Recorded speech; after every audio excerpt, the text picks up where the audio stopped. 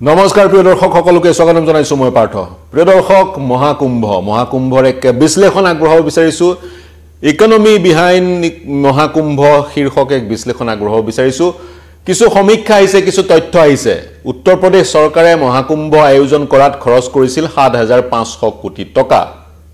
আৰু এই যি খৰচ এই খৰচত বহু লোক বহু ফ্যাক্টৰছ বহু কাৰক জড়িত হৈ আছে কিমান ঘূৰি আহিব বিভিন্ন জনৰ হাতলৈ 2 লাখ কোটি টকা অৰ্থাৎ ৭৫০০ কোটি ইনভেস্ট কৰা হল আৰু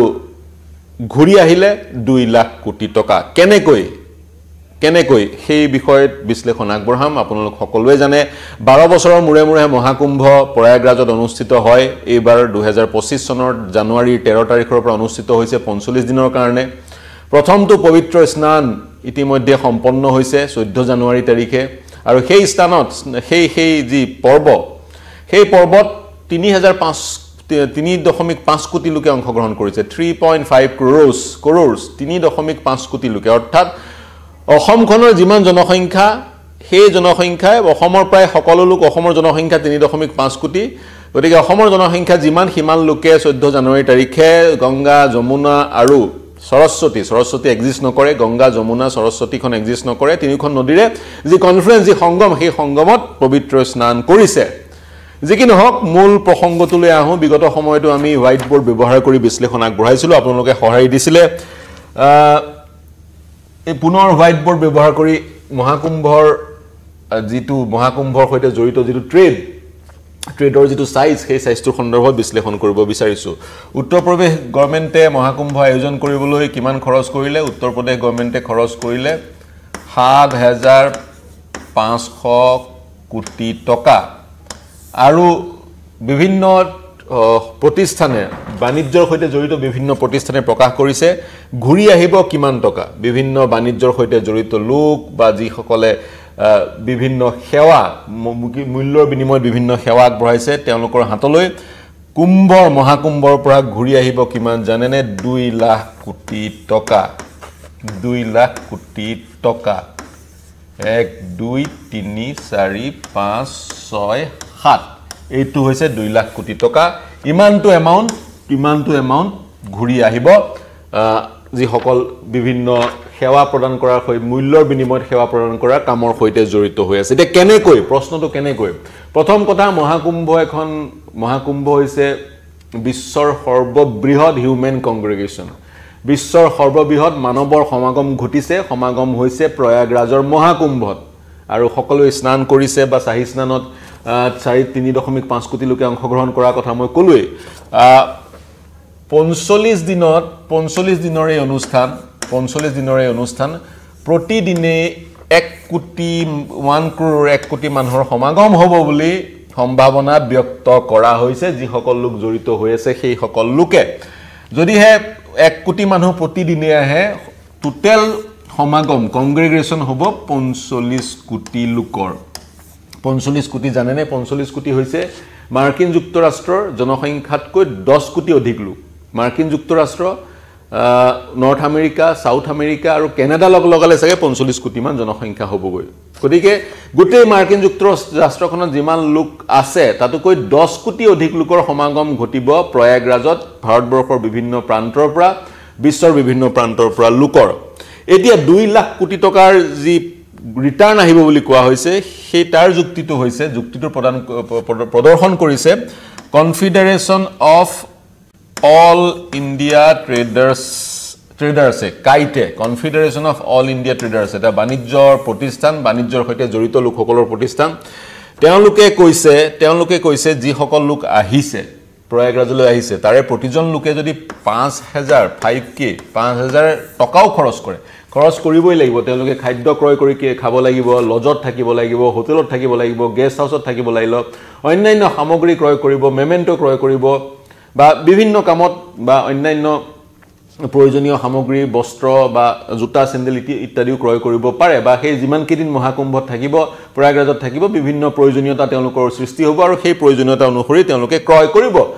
যদি এজনে 5,000 টকাৰ সামগ্ৰী মহাকুম্ভলৈ আহি ক্ৰয় কৰে বুলি ধৰি ললো মিনিমাম তেতিয়া সেই যি 45 কোটি লোকৰ সমাগম ঘটিব সেই 45 কোটি লোকৰ প্ৰতিজনে যদি 5000 টকাকৈ খৰচ কৰে তেতিয়া ৰিটাৰ্ণ আহিব 2 লাখ কোটি টকা 2 লাখ কোটি টকা 2 ৰ পিছত 5 7 12টা শূন্য 2 লাখ কোটি টকা এতিয়া আমি যদি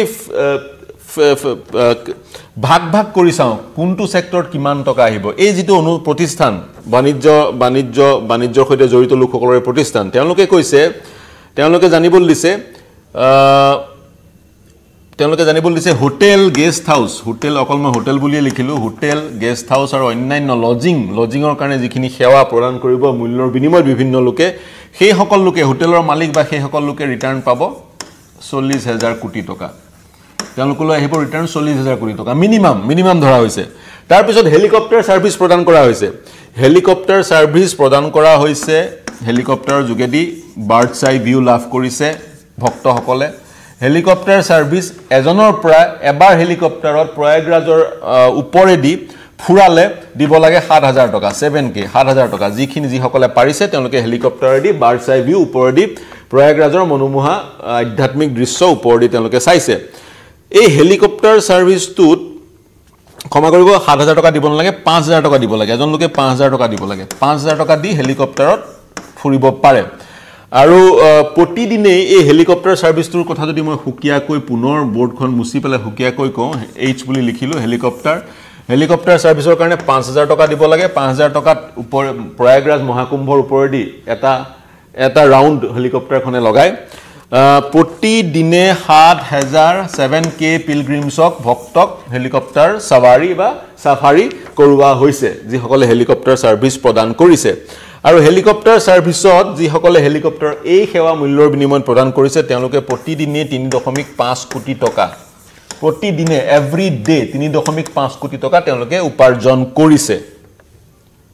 হল তাৰ পিছত আহো আমি খাদ্য আৰু পানী কোল্ড ড্ৰিংকস ইত্যাদি যিসকল নিয়োজিত হৈছে এই ব্যৱসায়টোত মহাকুম্ভত তেওঁলোকে কিমান টকা ৰিটাৰ্ণ পাব ফুড আৰু বেভাৰেজেছত কোল্ড ড্ৰিংকস হল বা অন্যান্য সামগ্ৰীসমূহ হল চাহ হল বা মিঠাই হল বিস্কুট হল সেই সমূহ সামগ্ৰী বিক্ৰী কৰি তেওঁলোকে 45 দিনৰ ৰিটাৰ্ণ পাব 20000 কোটি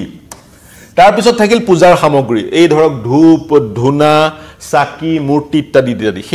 সেই ব্যৱসায় হৈতে পূজাৰ সামগ্ৰী ব্যৱসায় কৰা সকলে পাব 20000 কোটি টকা ৰিটাৰ্ণ কাৰণ মন কৰিব 45 কোটি লোকৰ সমাগম ঘটিব গতিকে তেনে প্ৰতিদিনে 1 কোটি 45 দিনৰ এই মহোৎসৱ আধ্যাত্মিক মহোৎসৱ 45 দিনত 45 কোটি লোক গতিকে পূজাৰ সামগ্ৰী যি সকলে ব্যৱসায় কৰিছে তেওঁলোকে ৰিটাৰ্ণ পাব 20000 কোটি টকাৰ যি সকলে ফুড এণ্ড বেভাৰেজেছ বেচিছে তেওঁলোকেও 20000 কোটি টকা ৰিটাৰ্ণ পাব আৰু তাৰ সমান্তৰালকৈ যিবোৰ ডাঙৰ প্ৰতিষ্ঠান আছে ভাৰতবৰ্ষৰ যিবোৰ ডাঙৰ প্ৰতিষ্ঠান আছে তেওঁলোকে উঠি পৰি লাগিছে বিভিন্ন সেৱা প্ৰদান কৰি পজিটিভ ব্ৰেন্ডিং কৰিবলৈ ভাৰতবৰ্ষৰ ডাঙৰ উদ্যোগপতিসকলে যিবোৰ প্ৰতিষ্ঠান পৰিচালনা কৰে বাণিজ্যিক প্ৰতিষ্ঠান সেই প্ৰতিষ্ঠানসমূহে ৰেষ্টৰুম বনাইছে ফ্ৰীতে ভক্তসকলক জিৰণি লোৱাৰ এক স্থান নিৰ্মাণ কৰি দিয়া হৈছে কোনোবা প্ৰতিষ্ঠানে নিজৰ লোগো ব্যৱহাৰ কৰি কিছুমান চাৰ্জিং পইণ্ট বনাইছে যাতে আইবলছ পায় ভিজিবিলিটি পায় গতিকে যেহেতু 45 কোটি লোকৰ সমাগম ঘটিব সেই স্থানত সেই 45 দিনত গতিকে এই যি হিউম্যান কংগ্ৰিগেশ্যন এই যি ফুটফলৰ সুবিধা বিভিন্নজনে এই ধৰণে লব বিচাৰিছে অসম আসাম টুৰিজমেও এই যি মেলা এই মেলাৰ সুবিধা গ্ৰহণ কৰিব পাৰিলে হয় অন্যান্য বা কি ধৰণে গ্ৰহণ কৰিছে সেই সময়ত গম পোৱা যাব কিন্তু এই মেলাৰ তেওঁলোকে সুযোগ পাৰ্যমানে বা যি ধৰণে গ্ৰহণ কৰিব লাগিছিল সেই ধৰণে গ্ৰহণ কৰা নাই বুলি জানিব পৰা গৈছে তেওঁলোকে আসাম টুৰিজমে নিজৰ ভিজিবিলিটি বঢ়াবলৈ কুম্ভ মেলাৰ ব্যৱহাৰ বা কুম্ভ মেলালৈ যাব পাৰিলে হয় বা নিজৰ ভিজিবিলিটি বঢ়াবলৈ বিভিন্ন পন্থা ল'ব পাৰিলে হয় যি ধৰণে ভাৰতবৰ্ষৰ ডাঙৰ উদ্যোগিক প্ৰতিষ্ঠানসমূহে বাণিজ্যিক প্ৰতিষ্ঠানসমূহে এই সুযোগ গ্ৰহণ কৰিছে কোনোবাই মোবাইলৰ চাৰ্জিং পইণ্ট স্থাপন কৰি দিছে কোনোবাই ৰেষ্টৰুম স্থাপন কৰি দিছে কোনোবাই আন সেৱা বিনামূলীয়াকৈ প্ৰদান কৰিছে যাতে তেওঁলোকৰ কোম্পানীটোৰ নামটোৰ ব্ৰেণ্ড ভ্যালু বৃদ্ধি হয় বা ভিজিবিলিটি বাঢ়ে কিন্তু অসম টুৰিজম বা অসমৰ অন্যান্য ব্যক্তিগত খণ্ডৰ প্ৰতিষ্ঠান বা চৰকাৰী খণ্ডৰ প্ৰতিষ্ঠানে এই সুযোগ গ্ৰহণ কৰিলে নাই এই মুহূৰ্তত কিন্তু স্পষ্ট নহয় প্ৰিয় দৰ্শক মই গোটেইখিনি ফ্ৰেগমেন্ট কৰি বিশ্লেষণ কৰিবলৈ প্ৰয়াস কৰিলো কেনেদৰে 2 লাখ কোটি টকা ঘূৰি আহিব 2 লাখ কোটি টকা লাভ বুলি ক'ব নোৱাৰি কাৰণ যিসকলে তাত ব্যৱসায় কৰিছে তেওঁলোকে কেপিটেল ইনভেষ্ট কৰিব কিছু ধন ইনভেষ্ট কৰিব গতিকে মই 100% যদি ঘূৰি আহিল বুলি ধৰো 100% যদি প্ৰফিট বুলি ধৰো তেতিয়াও 1 লাখ কোটি টকাৰ প্ৰফিট বুলি ক'ব পৰা যায় 1 লাখ কোটি টকা ইনভেষ্ট কৰিছে সকলোৱে আৰু 1 লাখ কোটি টকা তেওঁলোকলৈ 2 লাখ কোটি টকা তেওঁলোকলৈ ৰিটাৰ্ণ আহিছে তেনেস্থলত 1 লাখ কোটি টকা প্ৰফিট গতিকে এই মেলাখনত 7500 কোটি টকা উত্তৰ প্ৰদেশ গভৰ্ণমেণ্টে খৰচ কৰিলে এককভাৱে আৰু যিসকল বিভিন্ন বাণিজ্যত মেলাখনৰ সৈতে জড়িত হৈ পৰিল তেওঁলোকলৈ ৰিটাৰ্ণ আহাৰ সম্ভাৱনা বা এক প্ৰকাৰ এক ষ্টেটিষ্টিক্স আমাৰ সন্মুখত আহি পৰিছেই ৰিটাৰ্ণ আহাৰ সম্ভাৱনা বা ৰিটাৰ্ণ আহিব 2 লাখ কোটি টকা গতিকে এয়া আছিল কুম্ভ মেলাৰ পৰা কিমান লাভালাভ হ'ব পাৰে তাৰ এক বিশ্লেষণ এই বাতৰিয়ে বিভিন্ন সময়ত বিভিন্ন সংবাদ মাধ্যমত শিৰোনাম দখল কৰিছে 12 বছৰ মূৰে মূৰে এই মহাকুম্ভ অনুষ্ঠিত হয় এইবাৰৰ মহাকুম্ভ বহুকেইটা ক্ষেত্ৰত গুৰুত্বপূৰ্ণ বহুকেইটা মহাজাগতিক পৰিঘটনাৰ সমাবেশ ঘটিব এই মহাকুম্ভৰ 45 দিনৰ এই কাৰ্যসূচীত বিশ্বৰ বিভিন্ন প্ৰান্তৰ পৰা লোক আহিছে বিভিন্ন যিসকল আহিছে ভক্তসকলৰ বিভিন্নজনে শিৰোনাম দখল কৰিছে আইআইটিৰ পৰা উচ্চ শিক্ষা গ্ৰহণ কৰা ভক্ত বা কেমিকেল ইঞ্জিনিয়াৰিঙত শিক্ষা গ্ৰহণ কৰি তেওঁলোক ভক্ত হৈছে জীৱনৰ অৰ্থৰ সন্ধানত গতিকে তেনে ধৰণৰ বিভিন্ন বাতৰিয়ে বা ইউটিউবত ইনফ্লুৱেঞ্চাৰো ভক্ত হোৱা পৰিলক্ষিত হৈছে যি কি নহওক আমি কিমান লাভালাভ হ'ব পাৰে তাৰ এক বিশ্লেষণ আগবঢ়ালো মন কৰিব 45 কোটি লোকৰ সমাগম ঘটিব আৰু এই 45 কোটি লোকৰ যাতে কোনো ধৰণৰ অসুবিধা নহয় বা সুন্দৰকৈ তেওঁলোক যাতে প্ৰয়াগৰাজলৈ আহিব পাৰে থাকিব পাৰে বা গংগা যমুনা সৰস্বতীৰ সংগমস্থলীত যাতে তেওঁলোকে সেই শাহী স্নান বা পবিত্ৰ স্নান বা অমৃত স্নান কৰিব পাৰে তাৰ কাৰণে সকলো ব্যৱস্থা গ্ৰহণ কৰা হৈছিল 1954 চনৰ যেটো প্ৰথমটো স্বাধীন ভাৰতৰ মহাকুম্ভ আছিল সেই মহাকুম্ভটোত ষ্টেম্পিড হৈছিল পদপিষ্ঠ হৈ প্ৰায় 800 ভক্তৰ মৃত্যু হৈছিল তাৰ পিছত কিন্তু মহাকুম্ভ বা অৰ্ধকুম্ভ তেনে ধৰণৰ ঘটনাৰ খবৰ আমাৰ হাতলৈ আহা নাই 54 চনৰ যি শিক্ষা লাভ কৰিলে উত্তৰ প্ৰদেশ চৰকাৰ আৰু ভাৰত চৰকাৰে তাৰ পিছত তেনে ধৰণৰ ঘটনাৰ পুনৰাবৃত্তি ঘটা নাই যি কি নহওক এই বিশ্লেষণ আগবঢ়ালো কাৰণে এই বাতৰিয়ে মহাকুম্ভক লৈ এই যেটো ট্ৰেডিংৰ বাণিজ্যৰ চৰ্চা চলি আছিল সেই বাতৰিটোৰ এক বিশ্লেষণ আগবঢ়াবলৈ প্ৰয়াস কৰিলো এই বিশ্লেষণ কেনে পালে জনাব যদি অতিৰিক্ত তথ্য আপোনালোকে দিব বিচাৰে দিব মোৰ সতীৰ্থ নীলোৎপল বৰা আৰু সঞ্জয় বৰাই বাহৰ পাতি আছে প্ৰয়াগৰাজত আৰু মহাকুম্ভৰ প্ৰতিটো খবৰ প্ৰতিটো মুহূৰ্তৰ প্ৰতিটো খবৰ আপোনালোকক তেওঁলোকে দি আছে আমাৰ নিউজ 18ৰ যোগেদি আৰু যদিহে মোৰ সৈতে পোনপটীয়া সম্প্ৰচাৰত মহাকুম্ভলৈ যোৱা কোনো ব্যক্তি জড়িত হৈ আছে আৰু যদি আপোনালোকে তাত ইনোভেটিভ বিজনেছ মডেল দেখিছে পূজাস্থলীত মহাকুম্ভস্থলীত আমাক অৱগত কৰিব আমাৰ ইউটিউব চেনেল আৰু ফেচবুক পেজত প্ৰৱেশ কৰি মন্তব্য কৰিব প্ৰত্যুত্তৰ দিব বা মহাকুম্ভলৈ যদি কোনোবা গৈছে আমাৰ সৈতে পোনপটীয়া সম্প্ৰচাৰত সংযুক্ত হৈ থকা লোক মহাকুম্ভৰ পৰা আপোনালোকে মহাকুম্ভৰ বাতৰি আমাক ইউটিউব চেনেল আৰু ফেচবুক পেজৰ কমেন্ট সেকশনৰ যোগেদি জনাব পাৰে আপোনালোকৰ মন্তব্য প্ৰত্যুত্তৰ আমাৰ কাৰণে চালিকা শক্তি মহাকুম্ভৰ সকলো বাতৰিৰ কাৰণে চাই থাকিব নিউজ 18 অসম নৰ্থ ইষ্ট কেৱল মহাকুম্ভই নহয় দেশ বিশ্ব ৰাজ্যৰ সকলো বাতৰিৰ কাৰণে সাবস্ক্ৰাইব কৰক আমাৰ ইউটিউব চেনেল আৰু ফলো কৰক আমাৰ ফেচবুক পেজ